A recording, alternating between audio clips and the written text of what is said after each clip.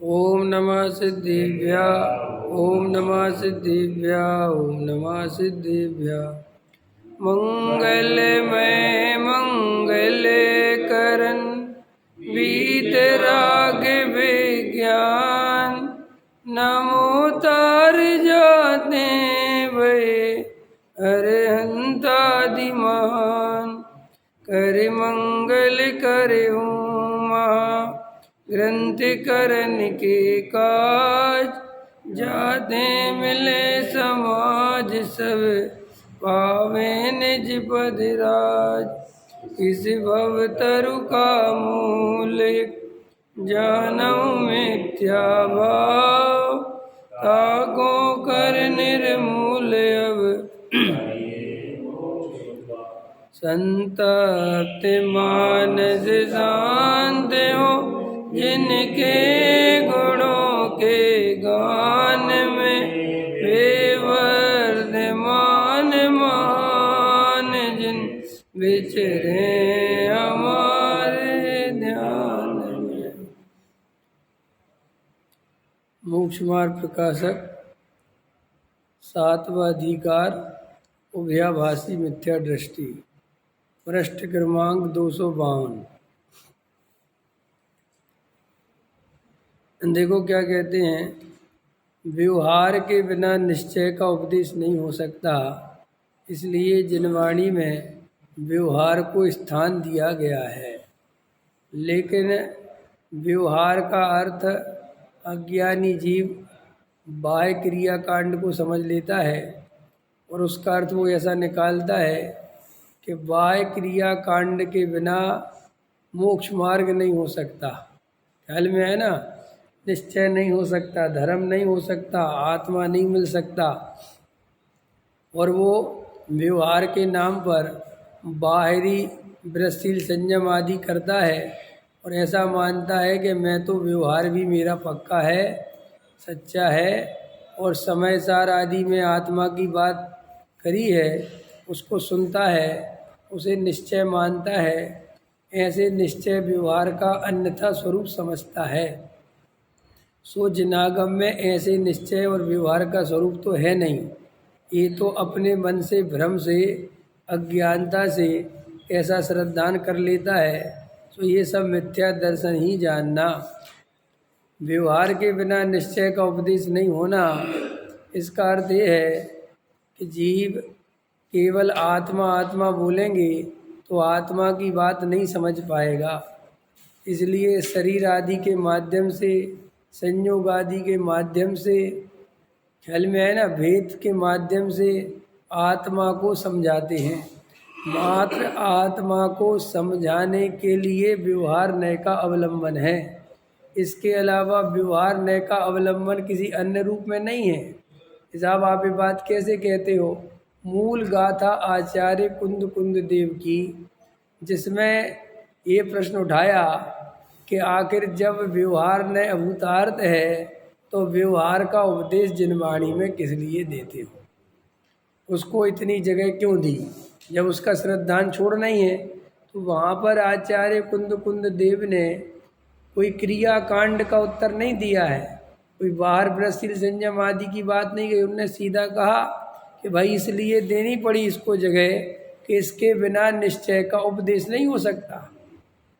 इतनी सी बात है कि निश्चय का उपदेश नहीं हो सकता, माने समझा नहीं सकते।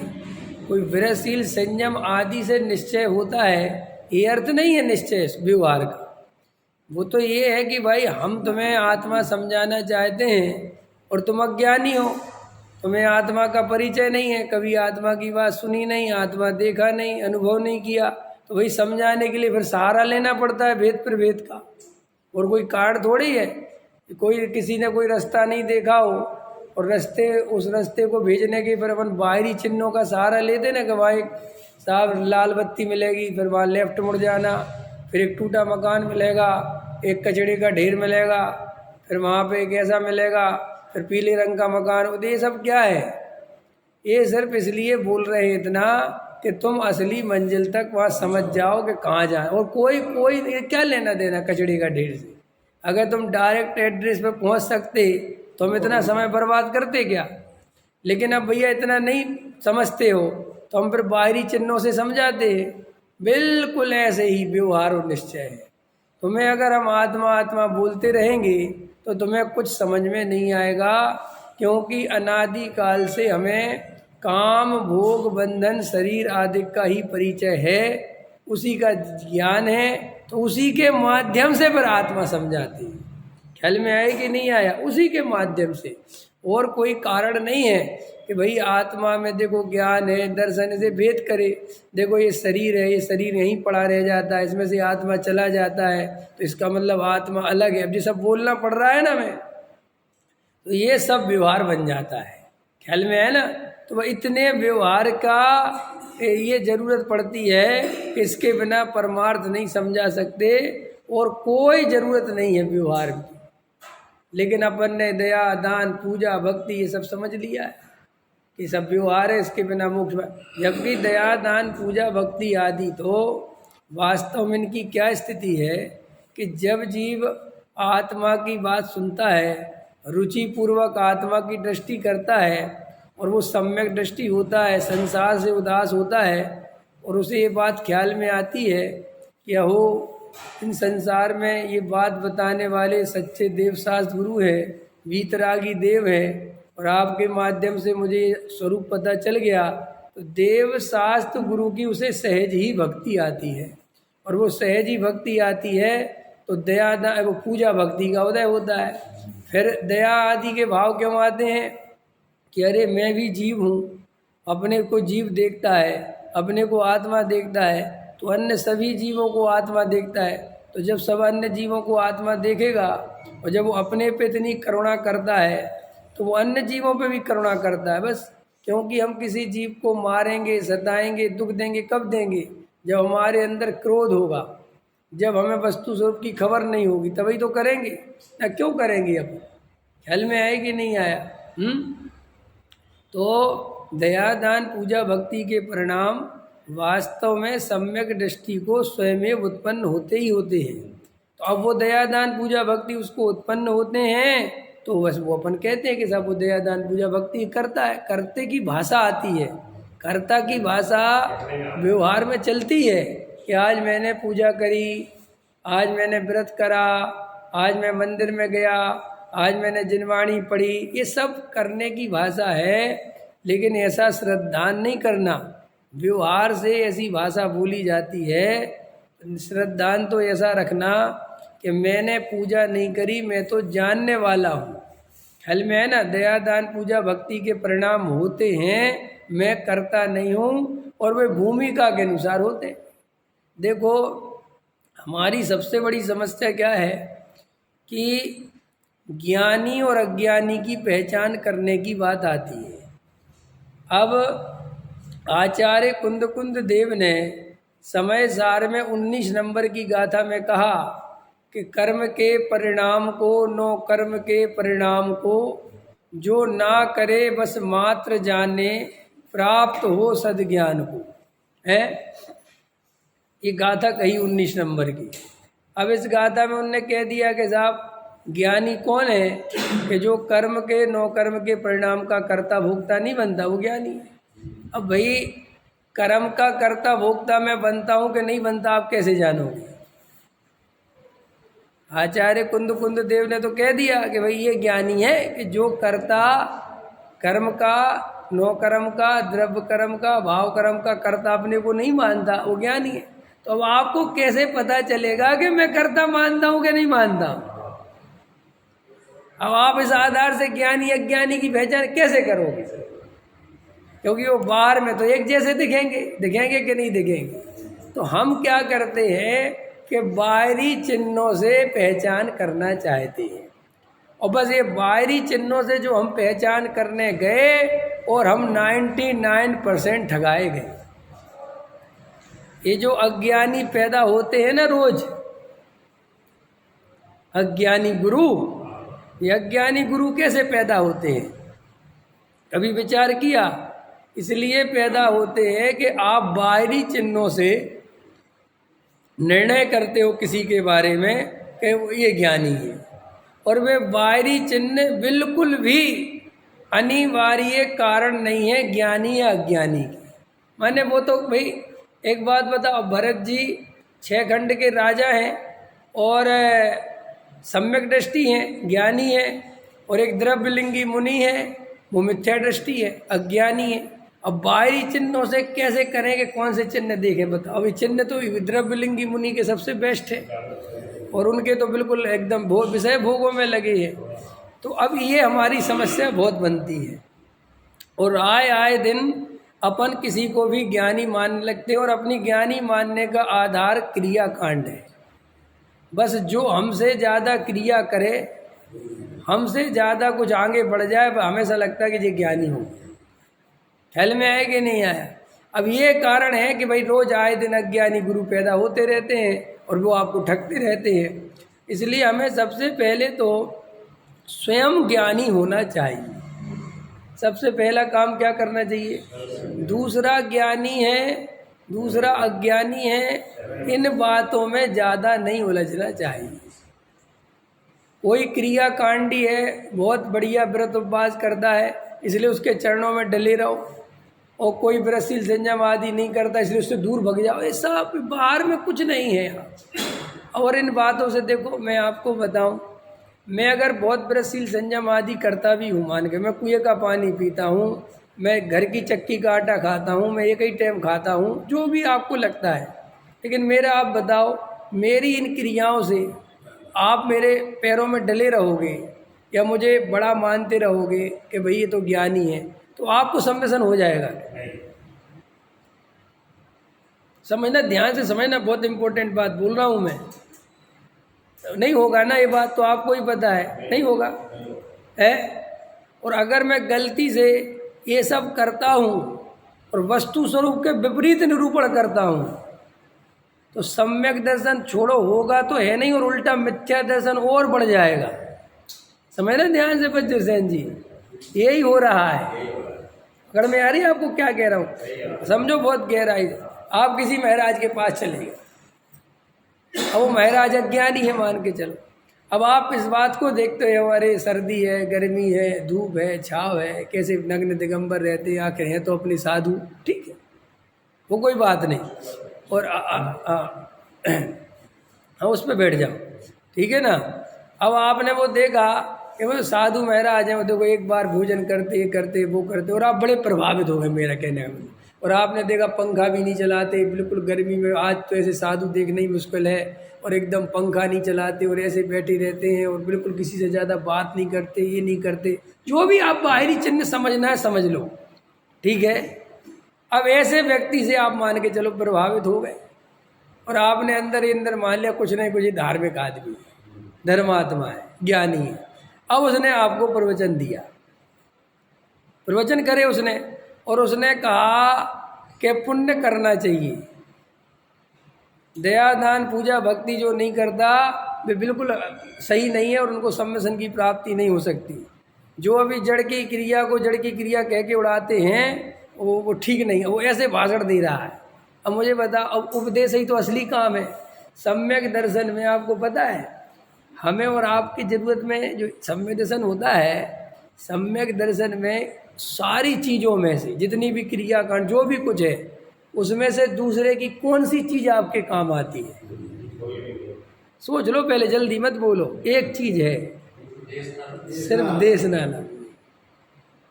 देश ना लब्धि ही सम्यक दर्शन में निमित्त है, किसी दूसरे का क्रियाकांड कोई निमित्त नहीं है।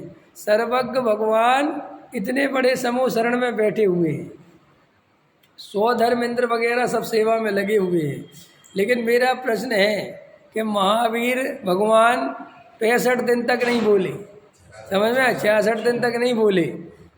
अब वो 66 दिन तक नहीं बोले तो वे महावीर किसी के काम आ रहे थे पहले समझ में आया ना। उनके जैसा तो यथाख्यात चारित्र के धारी थे ना महावीर। कौन सा चारित्र था महावीर का? यथाख्यात चारित्र था ना, केवल ज्ञानी परमात्मा का।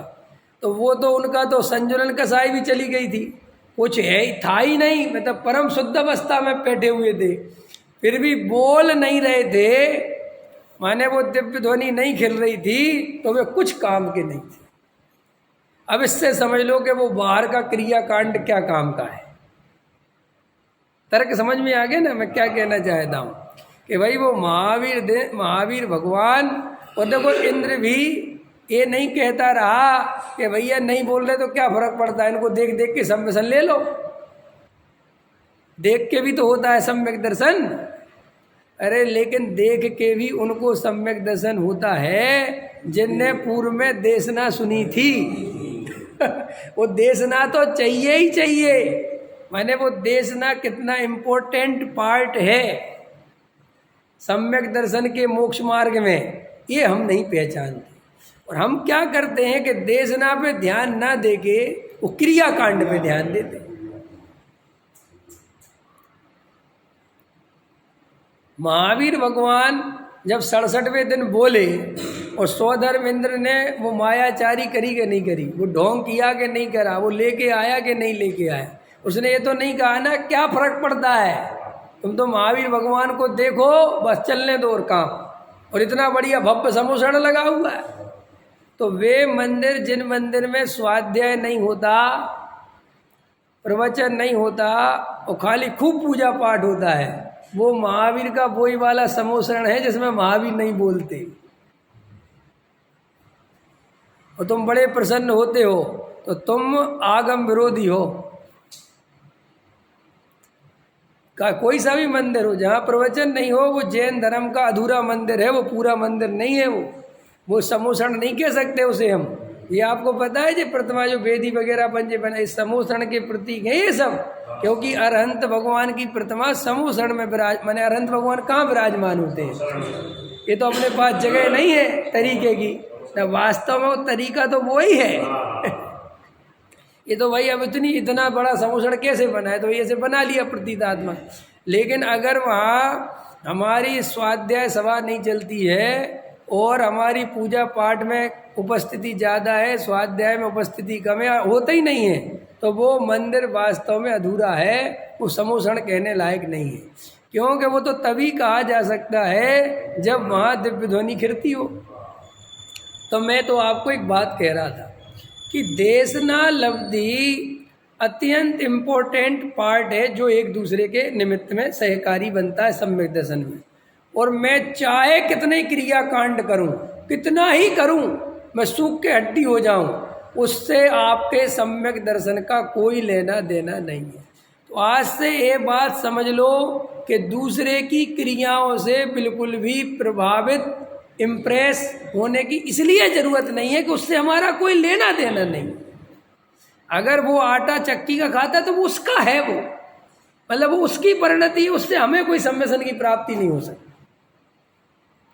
तो हमें उसमें तो ज़्यादा समझ दिमाग लगाना है।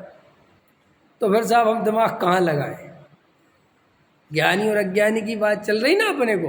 देखो इसी ग्रंथ में टोडरमल जी साहब ने लिखा है कि मिथ्या दृष्टि के उपदेश से कोई सम्यक दृष्टि हो सकता है, लिखा है ना। तो मिथ्या दृष्टि के उपदेश से हो सकता है कि जो मिथ्या दृष्टि आगम की बात बोल रहा है उससे होता है। वे मिथ्या दृष्टि के वचन नहीं है, वे तो आगम के वचन है, वे तो तीर्थंकर के वचन है। मिथ्या दृष्टि तो शब्दों से बोल रहा है, वो खुद भले ही मिथ्या दृष्टि हो लेकिन उसके वचन आगम के कारण प्रमाणिक हो जाते हैं। इसलिए कोई मिथ्या दृष्टि भी हो तो भी अगर वो आगम के अनुसार बोलता है तो हमारे काम का है। समझ में आती है? और कोई कितना ही बड़ा क्रियाकांडी हो, कितना ही बड़ा, लेकिन वो आगम के अनुसार नहीं बोलता, ख्याल में है ना, आगम के विरुद्ध बोलता है, पुण्य में धर्म बताता है, क्रियाकांड का कर्ता जीव को बताता है, क्रिया के बिना धर्म नहीं होता ऐसा बोलता है, पुण्य में उपादेय बुद्धि करवाता है, उसका सारा क्रियाकांड होते हुए भी वो बाहर से बड़ा धार्मिक दिखते हुए भी ऐसे व्यक्ति का उपदेश हमारे लिए बहुत हानिकारक है। कि क्यों? कि इससे हमारा मिथ्यात्व बढ़ेगा। पकड़ में आ रही? मूल मुद्दे की बात क्या है? देशनालब्धि। इसलिए अगर हम थोड़ा सा एक ज्ञानी और अज्ञानी के बारे में इतने जागृत हो जाए कि हमें ना ज्ञानी के कपड़े से कोई लेना देना है ज़्यादा, माने किसी व्यक्ति के, और ना हमें कोई ये नहीं देखना कि कलर्ड कुर्ता पहना के, वाइट पहना के, बिना प्रेस करा पहना के, प्रेस करा पहना। हमें ये नहीं देखना कि जब पंखे की हवा में बैठा के बिना पंखे की हवा। ये तो बहुत बाहर की बातें हैं। हमें तो वो महाराज भी हो, क्या हो, ब्रह्मचारी भी हो और पंडित भी हो। हमें तो सिर्फ ये देखना है कि वो प्रवचन में क्या बताते हैं। अगर वो वस्तु का स्वरूप सच्चा बताते हैं और उनके प्रवचन से हमारी अकर्ता ज्ञायक की दृष्टि बनती है, हमें कर्ता कर्म की बुद्धि हटती है, हमें अंदर आनंद की ओर बढ़ने की स्थिति बनती है, हमारा आत्मानुभव का प्रयत्न चालू हो जाता है, हमें संसार से मोह भंग होने लगता है, हमें ज्ञायक भगवान आत्मा की महिमा आने लगती है, हमारी पुण्य में से उपादेय बुद्धि निकल जाती है। अभी कह रहे थे ना ट्विंकल तुम अभी 2-4-6 दिन पहले कि पहले पुण्य में उपादेय बुद्धि चलती थी। कोई पूजा पाठ करते थे तो अंदर से उपादेय बुद्धि चलती थी। अब उपादेय बुद्धि नहीं चलती, होती है, करते सब बात, लेकिन अंदर से पता चलता है कि इससे कुछ नहीं होता। तो देखो, उपादेय बुद्धि पुण्य में से निकलना कोई हंसी खेल नहीं है। अभी आपकी और हमारी स्थिति ये है संसारी जीवों की कि अगर अपन ये कह दो पूजा पाठ में कुछ नहीं होता तो पूजा पाठ करना छोड़ देते कि नहीं। इसका मतलब तुम इस मान्यता से पूजा पाठ करते हो कि कुछ होता है, और हमने कह दिया कुछ नहीं होता तो तुम कहते हम टिक्कल से नहीं आएंगे। समझ में आ रहा रमेश जी? प्रक्षाल करने से कोई पुण्य नहीं बनता, कोई लेना देना नहीं पुण्य का, कोई मतलब नहीं है, कुछ नहीं होता है सबसे। अब क्या करोगे? इसका मतलब हम सुबह फालतू में आ जाते हैं, हम तो कल से नहीं आएंगे। तो देखो, यही तो पुण्य में उपादेय बुद्धि है कि तुम देव शास्त्र गुरु की सेवा, देव शास्त्र गुरु की भक्ति, देव शास्त्र गुरु की पूजा पुण्य के लिए करते हो। तो ये महिमा हुई क्या? अरे होनी ही चाहिए। आपका बेटा इसलिए पैर दबावे, आप अपने बेटे को यार पैर दाब तो थोड़ी दर्द हो रहा है, कितना माल दोगे? हैं? ये कैसी बातें कर रहा तू? हैं? माल नहीं, देखो पहले सौदा करो, एक पैर के 50 रुपये। समझ में आया कि नहीं? तो बाप कहेगा लात मार के भगा उसके यहाँ। समझे? ये अभी से ऐसी बातें करता है, पैर दबाने में, तो कल तो रोटी भी नहीं देगा, कहेगा एक रोटी 50 रुपये की, फिर क्या करोगे? तो लोक में भी कोई बांझा से कोई काम करो तो उसकी वैल्यू नहीं है क्या? बताओ भाई। बिन मांगे मोती मिले, मांगे मिले ना भीखे, तो कोई और लिख गया, ख्याल में है ना, अन्नमति लिख गया। हम तो जैनमती है, हमारा शासन तो वीतरागी शासन है, यहाँ तो और ज़्यादा निर्वांछक बना चाहिए। अरे वहाँ तो ऐसा हो सकता है बिन मांगे मोती मिले, मांगे मिले न भीख। अरे जिन शासन तो कहता है कि बिन मांगे मोती मिले, हमें मोती चाहिए ही नहीं हमें बात ये है ही नहीं, हमें तो तुम दोगे तो हम वापस कर देंगे।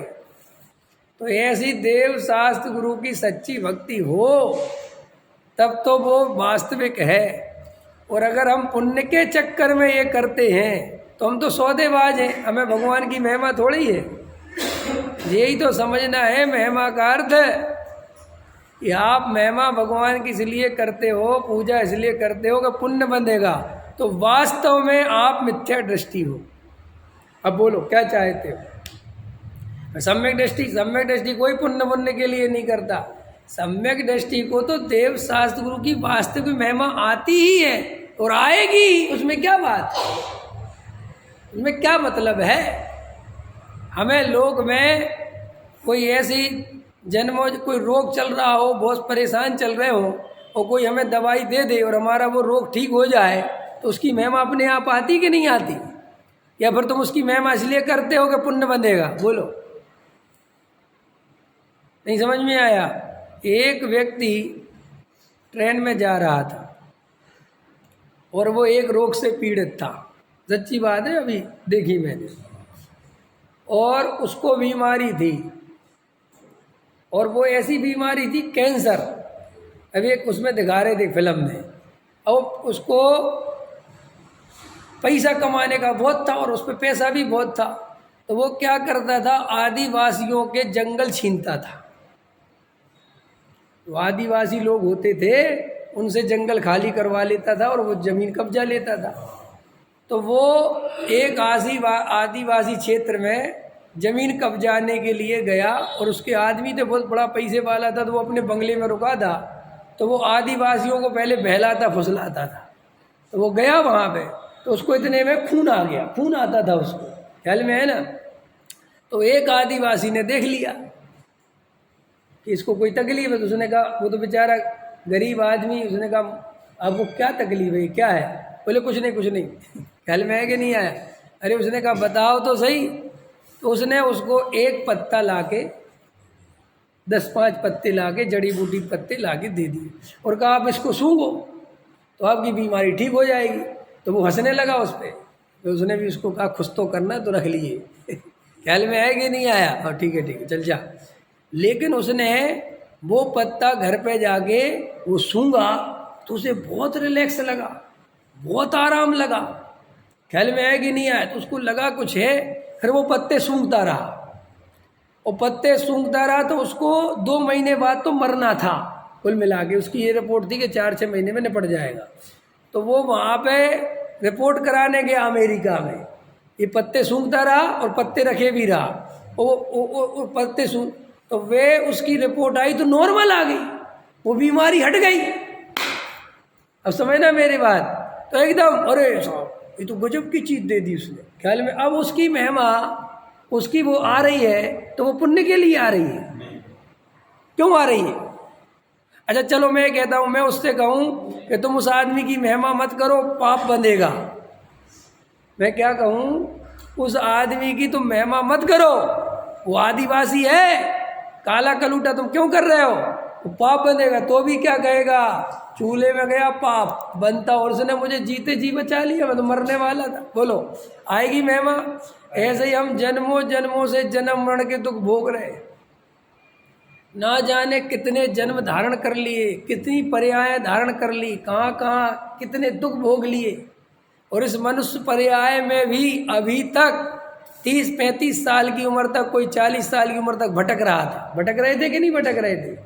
पैसा कमाने के लिए कोई मतलब नहीं, कोई धर्म का स्वरूप पता नहीं, पागलों की तरह साम दाम दंड भेद से पैसा आना चाहिए, बेईमानी करके झूठ बोल के फरेब कर कैसे पैसा लाओ, मकान बनाओ, दूसरों को लूट लो, कुछ नहीं रखा। मंदिर आए तो भगवान से भी मांगते फिरते थे, हे भगवान कुछ दे दो।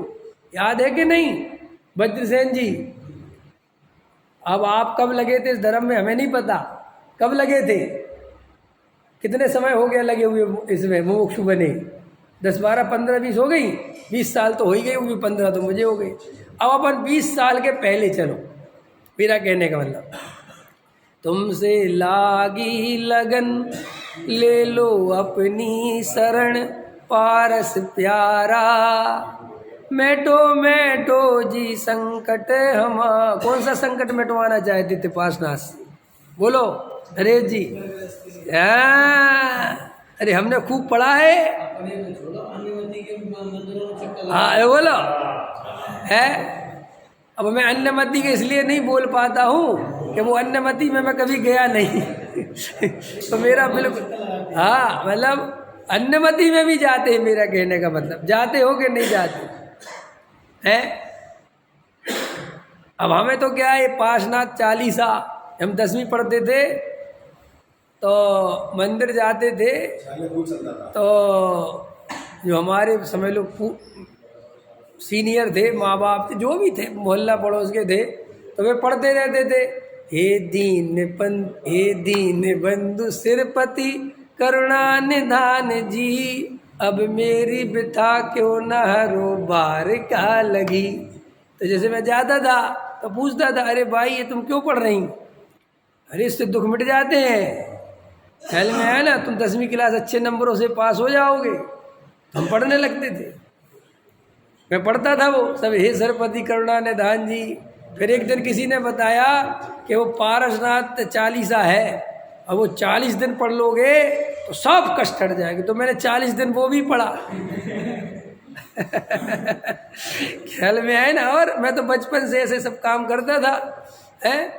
एक मेरे बचपन से कोई ऐसे पूरा भोग के संस्कार बहुत गहरे थे कि मुझे कभी अन्य मतियों के जाने का, नमस्कार करने का कभी भाव नहीं आया। कभी मैं अन्य मतियों के उसमें गया भी, और गया बहुत। जैन साहब, मैं खूब रामायण पढ़ने गया, खूब रामचरितमानस पढ़े, खूब अन्यमतियों के भजन गाने गया, खूब गाता था मैं। लेकिन मैं अंदर से बिल्कुल श्रद्धा रखता था कि वही इसमें कुछ नहीं है, ये मेरे को रहता ही था। ख्याल में ना, सारे हमारे मोहल्ले के लोग, जब वो आती थी ना दुर्गा जी और ये तुम्हारे आते हैं तो वो जल डालने जाते थे, हमारे दोस्त जाते थे, हमारे दोस्त सब, मैं कभी नहीं जाता, ये भाव नहीं करता। तो अब वहाँ पे विचार करो कि हम जिनेंद्र देव के बारे में क्या मान्यता थी हमारी, हम क्या स्थिति में जीते थे, कितनी स्थिति। और अगर सुनो, अगर हम वो ही करते रहते, कोई बड़ी बात तो नहीं थी। अगर हमें पूज्य गुरुदेव श्री ना होते, तत्व ज्ञान की ऐसी धारा नहीं वही होती, ये शिविर नहीं लगते, ये तुम्हारे बाल संस्कार शिविर नहीं लगते, ये स्वाध्याय भवन चालू नहीं होते, तो अपन का क्या होता, मान के चलो, ठीक है ना, उदाहरण के लिए। तो वहाँ पर जब अपने को ये सब स्थिति थी और अपन ऐसे गीत मिथ्यात्व का सेवन कर रहे थे और अपने को भाग्य से सच्चे देव शास्त्र गुरु मिल गए, सच्ची बात सुनने मिल गई पूज्य गुरुदेव के निमित्त से, ये जो सच्चा तत्व ज्ञान हाथ में आ गया। अगर अब तुम्हें देव शास्त्र गुरु की महिमा पुण्य के लिए आती है तो तुम मूर्ख हो। तुम्हें पूज्य गुरुदेव श्री की महिमा इसलिए आती है कि भैया बहुत बढ़िया है, भैया लगा दो। अब उनका एक ही तरीका है, अरे तुम्हारे रोम रोम में गुरुदेव की महिमा होनी चाहिए, क्योंकि गुरुदेव जन्मों जन्मों के दुख मिटाने की औषधि बांट गए संसार को। जरा सा शरीर का रोग मिटने की औषधि मिट जाती है, कितनी महिमा आती है। यार हमारी खांसी नहीं मिट रही थी, 15 दिन से परेशान थे, 2 महीने से परेशान थे, फला व्यक्ति ने एक जरा सा चूरन दिया, हमारे तो यार बिल्कुल यार बहुत बढ़िया था, ख्याल में। और यहाँ जन्मों जन्मों के, जन्मों जन्मों के, जन्मों जन्मों के, अनंत काल के दुख मिट गए पूज्य गुरुदेव श्री के निमित्त से। और तुम्हें गुरुदेव की महिमा नहीं आती, तुम गुरुदेव की जो है काट छाट करने में लगे। अरे जो गुरुदेव के विरोधी है ना, थोड़ा खतरनाक बोलता हूँ, मतलब जो अंदर से गुरुदेव को स्वीकार नहीं करते, कुछ कमी देखते हैं तो मोक्षु, लेकिन अंदर से थोड़ा कमी दे। मैं ये कहता हूँ, तुम्हें जितना तत्व ज्ञान पढ़ रहे हो ना और बोल रहे हो, ये भी गुरुदेव के कारण बोल रहे हो, भले ही तुम गुरुदेव के विरोधी हो। ये जो तुम समय सार खोल के बैठे हो ना आज, ये भी गुरुदेव की देन है। आज जो तुम मोक्ष मार्ग प्रकाशक पढ़ रहे हो ना, ये भी गुरुदेव की देन है, न ये कभी पढ़ने भी ना मिलते तुम्हें। और आज थोड़ा सा ऐसा होता है ना, बाप ने बेचारे मेहनत कर कर के व्यापार धंधा बनाया, जानता है वो बाप अरविंद जी कैसे बनाई होगी फैक्ट्री, हम जानते हैं, है कि नहीं? हमने तो बनाई नहीं, तुमने तो बना ली, ख्याल में है ना। अब कैसे ली, कैसे खरीदी, कैसे पैसा अरेंजमेंट किया, कैसे चलाई, सब जानते ना अपन लोग। अब बेटे तो कुछ जानते नहीं, क्योंकि वहाँ बनी बनाई, मशीनें लगी हैं, लेबर लगी है, सब लगा, और पहुँच गए जाके धंधा से और बैठ गए कुर्सी पे। और 2-4 दिन बाद पापा से कहने लगे तुम्हें धंधा करना नहीं आता। देखे नहीं तुमने ऐसे बेटे, वे अपने बाप से कहते हैं कि तुम्हें आता नहीं कुछ, अभी तक तुम्हारी जगह मैं होता तो पता नहीं क्या से क्या कर देता है। बहुत अच्छा, तो एक काम करो, निकल यहाँ से, ठीक, और जा जा जा, कोई बात नहीं। मैं तो देख दिल्ली आया था ना, मेरी जेब में 500 रुपये थे। कितने थे? 500। अब समय बदल गया, तू कहता ना समय बदल गया। मेरी जेब में 500 थे, मैं तेरी जेब में 5 लाख रुपए रखता हूँ। कितने रखता हूँ? 5 लाख तो ठीक है ना, 500 की वैल्यू 5 ही लाख हुई होगी ना, है क्यों इंजीनियर साहब? ये बताएंगे वैल्यूएशन करने वाले। बताओ 500 रुपये की वैल्यू अगर 25-30 साल पहले अगर अपन आंकते तो 5 लाख मान लें, कम तो नहीं है। रख दो उसकी जेब में 5 लाख, कहना अब जा तू अपने दिमाग से कर, और इतनी फैक्ट्री बना के दिखा, मैं देखता हूँ कितना होशियार। वहीं खड़े खड़े जो है ना आंसू निकाल देगा, बाप बाप माफ करो, हल में है ना।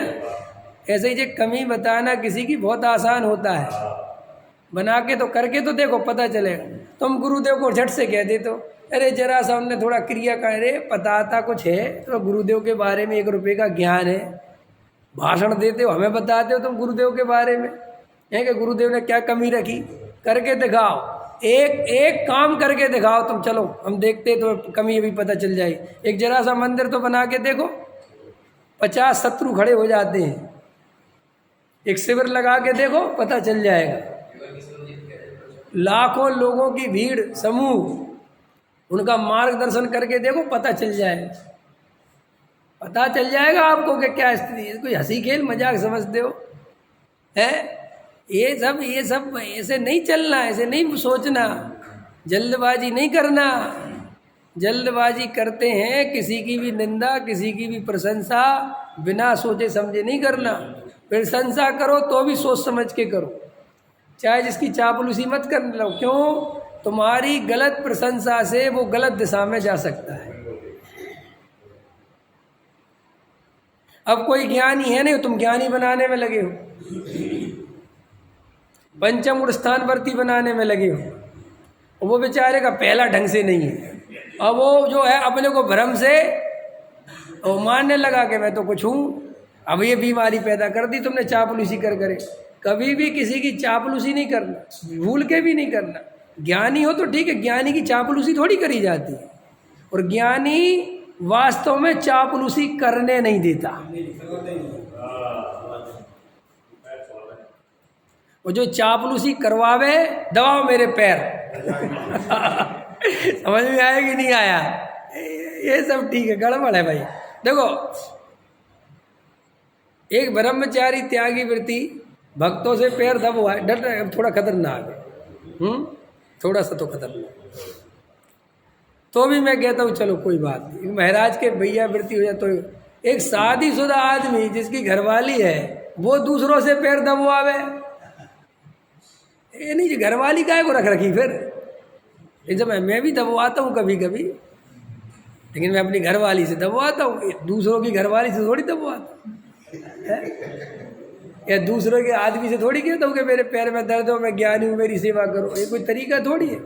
क्या है ये सब, हम मूर्ख हैं, हमें भूमिकाओं का ज्ञान नहीं ना, बिल्कुल भी है। भूमिकाओं का ज्ञान है, आप समझते हो भूमिका किसकी क्या होती है। एक स्वाध्याय कर लिया, स्वाध्याय कर लिया, आत्मा सीख लिया, 6 द्रव्य सीख लिए, 7 तत्व सीख लिए, 8 कर्म सीख लिए, 10 धर्म सीख लिए, क्षमा सीख ली, मार्दव सीख लिया, आर्जव सीख लिया, भाई सोचते हैं। और थोड़ा सा ये द्रव्य सीख लिया, गुण सीख लिया, पर्याय सीख लिए, सामान्य गुण, विशेष गुण, राग भाव, प्रधंसा, ये सब सीख साख के वो सोचता है कि मेरे को बहुत ज्ञान हो गया। अरे ये कोई भाई भूमिका का ज्ञान जिसे नहीं है वो असली तत्व ज्ञान नहीं समझा।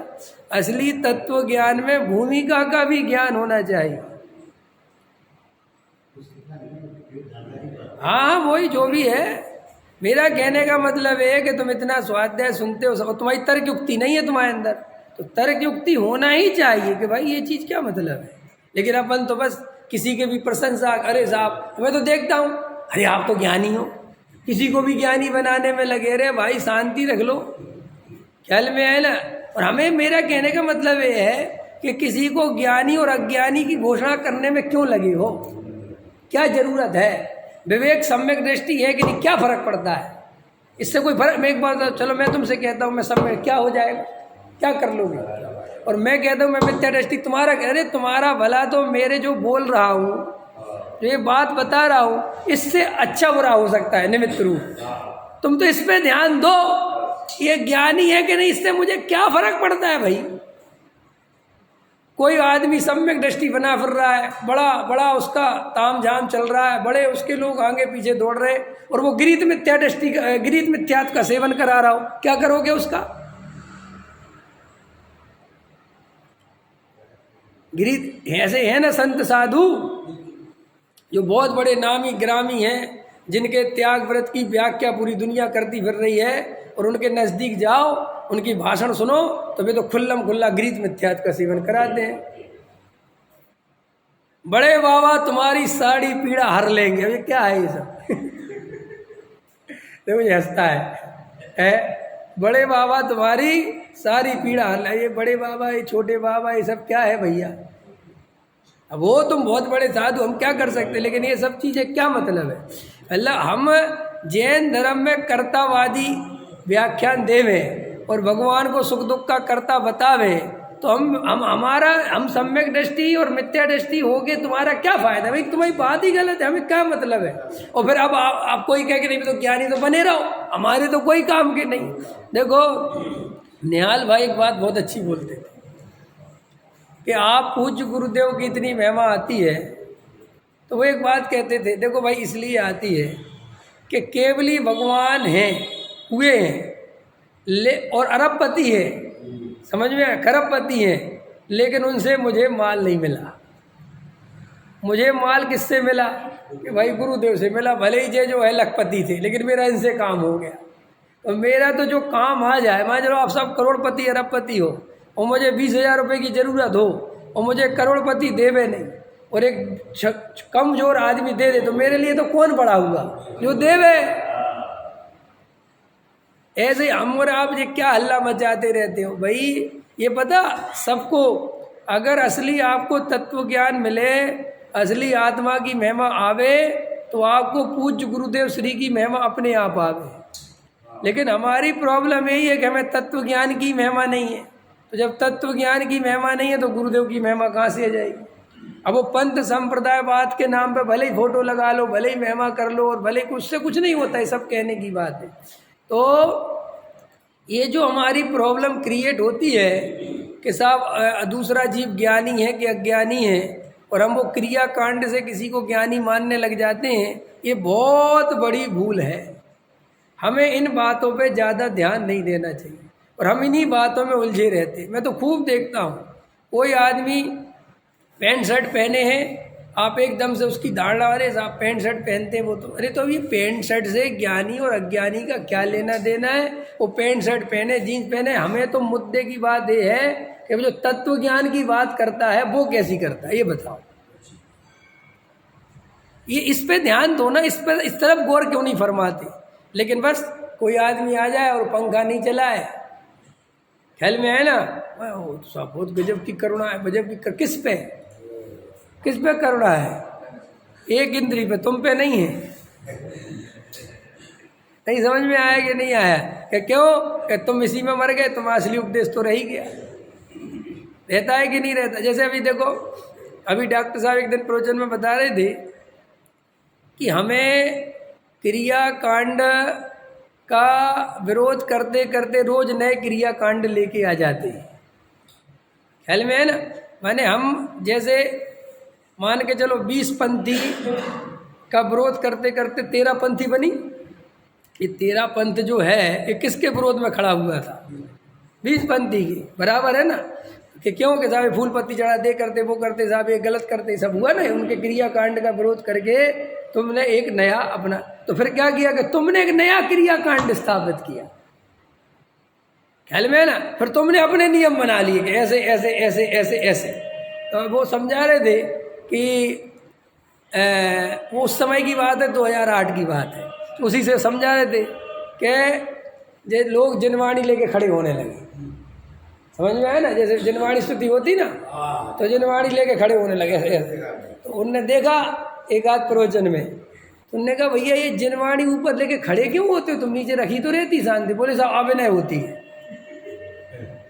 उनने कहा जी कब से आ गई भाई?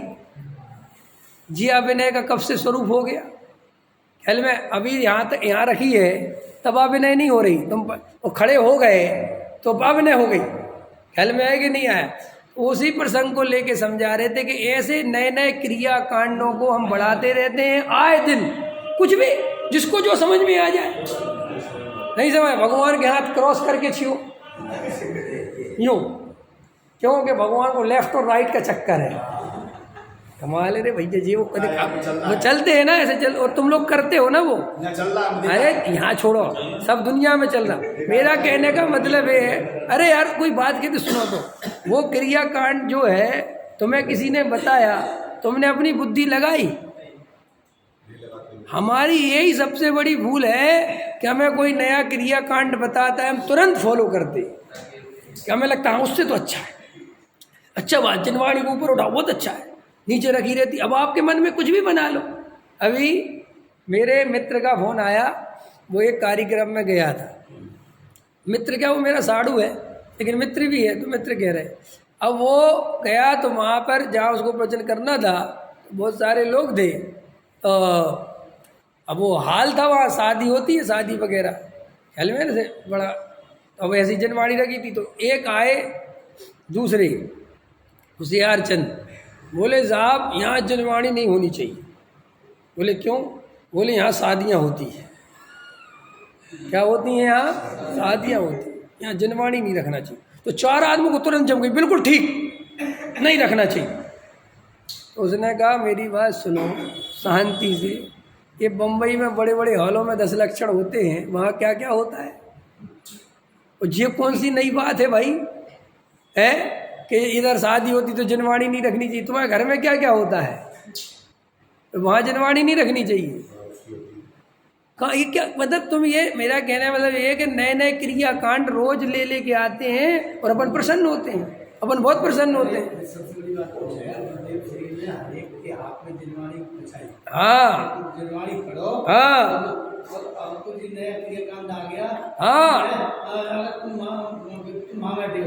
तुमसे नीचे जिनवाणी हो गई। हाँ वो अभिनय हो गई, अब जिनवाणी नहीं रखी जाती। अब जिनवाणी, हाँ अभी मेरे सामने ऐसी घटना आई, बिल्कुल ठीक, अभी ऐसी घटना आई है मेरे सामने कि मेरे सामने ये बात निकल के आई, मैं नाम नहीं ले सकता, कि जिनवाणी हटवा दी गई अपनी मोक्षु सभा में और कहा कि अब तो साक्षात गुरुजी महाराज आ गए हैं और उनके अमृत वचन चालू है, तुम उन्हीं को सुनो, जिनवाणी में से कुछ देखने की जरूरत नहीं है।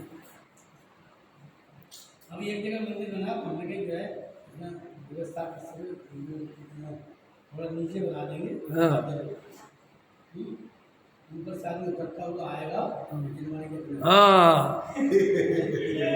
मेरा वो हमें अपना प्रोजेक्ट कैंसिल करना पड़ा।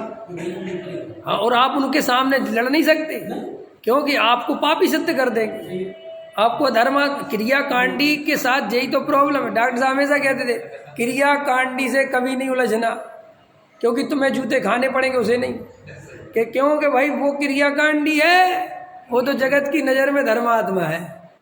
अब देखते नहीं लोग 20 आदमी बैठे हुए हैं मंदिर में और वे आके खड़े खड़े पूजा करने लगे।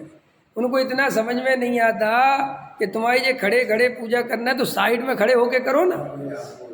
यहाँ 20 आदमी 10 आदमी बैठा हुआ है और तुम अकेले से बीच में खड़े होके, तो तुम सारा ध्यान उस बेचारे नीचे बैठे लोगों का वो भगवान की जगह तुम पे जाएगा और तुम बीच में खड़े हो कि नहीं साहब खड़े खड़े पूजा कर रहे, खड़े खड़े करना चाहिए तो खड़े खड़े के टाइम पे आओ। नहीं समझ में आया? खड़े खड़े करनी तो खड़े खड़े टाइम पे आओ ना, जिस टाइम खड़े खड़े होती है। और फिर भी खड़े खड़े करना तो साइड में खड़े हो। अब वेदी के सामने घेर के खड़े हो जाते हैं और वे दूसरे बेचारे पीछे वाले डिस्टर्ब होते रहते हैं। ये सब ये जो अपन के अंदर ये सब विचार नहीं करते ना, अरे हमारे दर्शन करने से अगर दूसरे का दर्शन डिस्टर्ब होता है और उसका उपयोग भगवान की जगह हमारे ऊपर जाता है तो हम पापी हैं। इतने शांति से और इतनी निर्मलता से और इतनी पवित्रता से दर्शन करने चाहिए, ये देख के कि कोई पीछे डिस्टर्ब तो नहीं हो रहा। ये तेज तेज बोलते हो ना, डिस्टर्ब होते हैं दूसरे। तो आप लोग पूजा करते हो ना बाद में तो फिर एकदम चिल्लाते हो जाए, जो बेचारे की जो पूजा चल रही है वो डिस्टर्ब होता है। बोला सम्मेश कर की, अब ये बोलते हो 4 आदमी डिस्टर्ब हुए तुम्हारे, ये सब नहीं बोलना चाहिए। तुम किसके लिए चिल्ला है? क्या तुम्हारा भगवान क्या बहरा है क्या, सुनता नहीं क्या है? नहीं होता है। उसने लिखा कबीर दास ने, क्या बसन जी सुना ना, वो क्या लिखा उसने? हाँ, काकर पातर जोड़ के मस्जिद दी बनाए और क्या मुल्ला दे वाक क्या अल्लाह हुआ बहरा, समझिए है? ये तो बिल्कुल शांति से गंभीर, अरे हम कुछ उसके लिए नहीं कह रहे हैं, बुरा मत मानना। हम तो सिर्फ ये कह रहे हैं कि समझदार बनो। कब तक अज्ञानी बने रहोगे? कब तक अज्ञानता का प्रदर्शन करते रहोगे? शांत मंदिर बीतरागी देव का जो जिनेन्द्र देव जहाँ विराजमान है, वहाँ सुई गिरे तो आवाज आनी चाहिए, इतनी शांति होनी चाहिए। ये जो सामूहिक पूजा होती है ना, सामूहिक पूजा में जोर जोर से पूजा पढ़ने का अधिकार है, क्योंकि वहाँ पहले ही से सेट है मामला कि भाई यहाँ 10 लोग आप पूजा कर रहे हो, वे जोर जोर से पढ़ेंगे, बात खत्म हो गई। लेकिन तुम उसके अलावा तेज तेज पढ़ते हो तो अन्य लोगों को डिस्टर्ब करते हो। और देख कई दफ़े तुम नोटिस करना, दूसरा आदमी तेज तेज पढ़ता है और अपन दर्शन कर रहे होते पर डिस्टर्ब होते हैं, क्योंकि अपन को बोलना है चत्तारी मंगल पाठ और वो कुछ और बोल रहा है, अपना दिमाग वहाँ चला था, अपने पता चली अपने मुंह से बोला है निकलने लग गई जो अपन को ले नहीं देना नहीं होता है कि नहीं होता। और ये सब सम्यक ज्ञान में दोष लिखे, ये सब पढ़ने पढ़ाने में, जिनवाणी में, पूजा करने में, अन्यथा अर्थ के माने हम बोलना चाहते कुछ और हम बोलने लगे और कुछ और, तो वो कहते दोष लग गया तुम्हारे दर्शन में। और हम आए दिन जो ज़्यादा भगत बन जाते हैं, स्पेशल भगत जिन्हें अपन कहते हैं, वे अपने आप को इतना स्पेशल समझते हैं कि वे दूसरों की चिंता ही नहीं करते। कई लोग इतने स्पेशल होते हैं, पूजा पुजारी है वे स्पेशल थोड़े पुराने, एकदम आएंगे ख्याल में है कि हटो, और एकदम भगवान को चरण है, कोई मतलब नहीं, कहाँ अपना उठाया कपड़ा, द्वारा गीला दूरा सूगा सब कर। तो ये सब वास्तव में जो कुछ भी है, आप ध्यान से देखोगे तो आपको पता चलेगा कि हम क्या क्या नया नया क्रियाकांड करते रहते हैं। और नया नया, अब ध्यान का क्रियाकांड डॉक्टर साहब ने, अरे डॉक्टर साहब का जो मैं प्रवचन भेजता हूँ ना, उसको ध्यान से सुना करो भाई, ख्याल में है ना। मैं ऐसे ही नहीं भेजता हूँ, कोई भी प्रवचन मैं किसी का भेजता हूँ तो मैं बिना सुने नहीं भेजता, मेरी आदत है। मैंने आज तक कभी भी कोई चीज़ बिना सोचे समझे फॉरवर्ड में करते ही नहीं, जब तक मैं नहीं सुनूँ, मुझे क्लियर नहीं हो, मुझे बढ़िया लगे तो मैं फॉरवर्ड। लेकिन ऐसे भी लोग हैं उनको अच्छी लगती है, वे फॉरवर्ड ही नहीं करते। कई लोग मेरे को बोलते आपका प्रवचन साहब हमें बहुत अच्छा लगता है, बहुत मजा, आज का प्रवचन तो बहुत ही बढ़िया था। मैं हालांकि पलट के कभी पूछता नहीं कि तुमने भेजा कितनों को है, नहीं समझ, वे कहीं नहीं डालेंगे कि क्यों, जब अच्छी बात थी तुम दुनिया भर के इधर उधर के मैसेज, अन्नमतियों के और संपत्तियों के और मोटिवेशन के, जब तुम स्टेटस लगा सकते हो और दुनिया भर के ग्रुपों में डाल सकते हो, तो फिर प्रवचन क्यों नहीं डालते, अच्छी बात क्यों नहीं डालते? कि क्यों, कि हम पे ठप्पा न लग जाए विवेक जी के भगत हैं। विवेक जी के भगत नहीं हो, देव शास्त्र गुरु के भगत हो। मैं कोई डॉक्टर साहब का भगत हूँ इसलिए डॉक्टर साहब का प्रवचन फॉरवर्ड करता हूँ, ये नहीं है। प्रवचन किसी का भी हो और अगर मुझे बढ़िया लगा, कुछ काम की बात लगी, तो 100% उसको दे दे। लेकिन अपन तो कहीं नहीं भेजते। समझ में आया कि नहीं आया? तो आप विचार करो कि आप क्यों बचते हो, क्या बात है। तो ये सब अपने को शांति से बैठ के नए नए क्रियाकांड नहीं ओढ़ने चाहिए। पकड़ में आया कि नहीं आया? बिल्कुल नहीं ओढ़ने चाहिए भाई। ये सब बातें लोग नए नए रोज तरीके लेके आएंगे, रोज नई नई बातें निकल के आएंगी। आपको उन बातों का ध्यान रखना है कि रोज एक क्रियाकांड का विरोध होता है और दूसरा क्रियाकांड उसके विरोध में खड़ा होता है। और आप सामान्य सहजता से कोई भी बात निकल के आज जिनवाणी ऐसे ऊपर उठा के चलो, ऐसे चलो। मेरे सामने की घटना थी बचसेन जी, डॉक्टर साहब ने मेरे सामने का आज के बाद ये सब नहीं होना चाहिए। अब मुझे बताओ, ये बात वे नहीं भी बोलते तो उनकी प्रतिष्ठा ज़्यादा थी ना, उदाहरण के लिए, क्योंकि वे भी ये बात जानते हैं कि मैं बोलूँगा तो ये लोग मुझे स्वच्छंदी कहेंगे कि इनको तो जिनवाणी की उजब नहीं पकड़। लेकिन वो हमेशा कहते थे कि अपने को कोई कुछ भी कहे, लेकिन गलत परंपरा, व्यर्थ की परंपरा नहीं चलने दे। अगर अपनी सामर्थ्य है और अपन कह सकते हैं तो। अरे भाई, टोडरमल जी साहब ने जान की बाजी लगा दी, उनने भट्टारकों के खिलाफ आवाज़ उठाई, और अगर वे भट्टारकों के जो चल रहा था चलने देते, गलत गलत परंपराएं चलने देते, तो आज महावीर भगवान की जो वाणी है, जो ये तत्व ज्ञान है, ये सुरक्षित रह पाता? टोडरमल जी ये सोच लेते कि रहने दो, अपन तो अपना कर ले। अरे नहीं भाई, अगर हमारी सामर्थ्य तो हम सच जरूर कहेंगे, चाहे मानो भाई चाहे नहीं मानो। डॉक्टर साहब कल उदाहरण दे रहे थे कि टोडामल जी साहब कहते हैं कि हम शराब की निंदा करें और कलार को बुरा लगे, शराब बेचने वाले को, तो क्या करें कि भाई हम शराब की निंदा करने तो नहीं छोड़ देंगे। तो आगे शिष्य कहता है वो लड़ने आ जाएगा, तो वो लड़ेगा, हम तो नहीं लड़ेंगे। क्या कहते, वो हमसे लड़ेगा पर हम तो नहीं लड़ेंगे। कि तुम क्या करोगे, हम फिर भी बोलेंगे हम तो सत्य बोलते रहेंगे। देखो भाई, मैं तो सत्य बोलता रहूँगा। कई लोग मेरे प्रवचन सुनते हैं, एक दो सुनेंगे, फिर एक आध दो बात उनको बुरी लग जाएंगी, वे भग जाएंगे, फिर कहेंगे इनका नहीं सुनना। फिर 2-4 हफ्ते फिर नहीं सुनेंगे, फिर उनका मन बन जाएगा कि अब देखते क्या कह रहा है समझ में आएगी नहीं? मुझे ऐसे बदमाश सब पता है, मैं सब जानता हूँ बदमाश। फिर 2-4 हफ्ते फिर सुनेंगे, फिर कोई अच्छा लगेगा, फिर चुपचाप सुनते रहेंगे, चुपचाप अच्छा बता तो सही। फिर कोई बात आ जाएगी, अरे ये सुधर नहीं सकता है ना।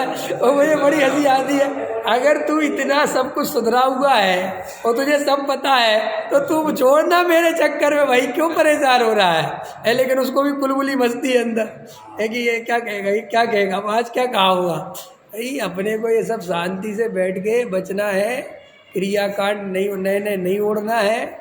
जो बातें व्यर्थ की चल रही हैं उनका विरोध कर दो, कह दो, निकल जाओ। अपने को आत्म कल्याण करना है, वो अपने से ही होगा, कोई दूसरा करने वाला नहीं है। शांति से बैठ के विचार करो। सहजानंद।